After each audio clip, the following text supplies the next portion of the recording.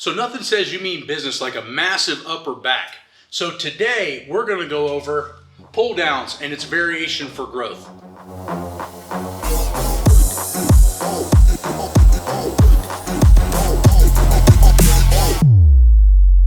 So almost every gym has a lat pull down. It doesn't have to be exactly like this one, but there are some key variables on how to make your lats grow. And one of those key variables is slow the hell down.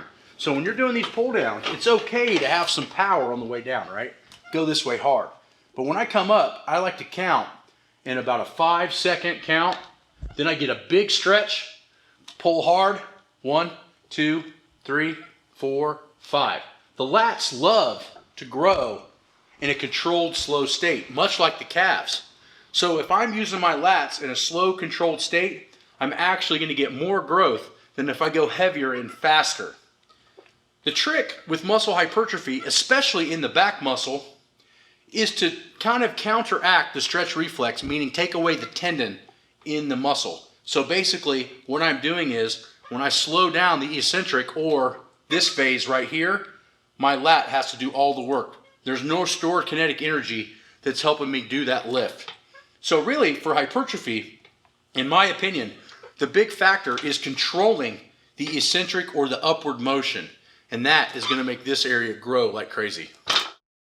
The next thing is variation. So as you can see with this winning strength turned up bar, my hands are actually going to have to go the opposite way of most bars. What we have found with this angle is that it actually recruits more lat tissue. But the other thing is just different. So with a fatter handle turned a different way, the body's going to have to work in a different way and be harder. So I like to grab out where it's turned outward.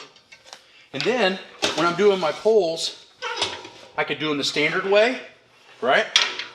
I could do them way out in front of me, which is going to be different. Or I could pull them to my eyebrow. The trick is, none of these variables are right or wrong. The wrong way to do something is the exact same way all the time. So what I find is that a workout or an exercise has done me very good justice if when I'm done with it, it feels like it's blown me up like a balloon. For instance, if I do the same lat exercise every time I walk into the gym, after about 2 to 3 weeks, the exercise is going to become less potent. If you don't understand this, look up what is called law of accommodation and you will see what I mean. The next exercise that I love to use is a reverse incline row. Now the reason for this is that when I'm leaned over on an incline, if I was doing this free weight on my feet, I would start to get a lot of lower back activation, maybe even some temperamental issues on my lower back or my legs because I just trained them yesterday. So the trick is with this is I can really focus on the area I want. A good way to do it is to start with your knuckles forward and end with your knuckles back. You're going to find that this type of rotation is really going to smoke your lat in a way that a normal lift just would not do. I can feel this isn't nearly as hard as turning it as I lift. Now you're also noticing I'm doing it one side at a time. Now what I find is that when you get stronger, doing stuff one-sided at a time is actually going to help range of motion.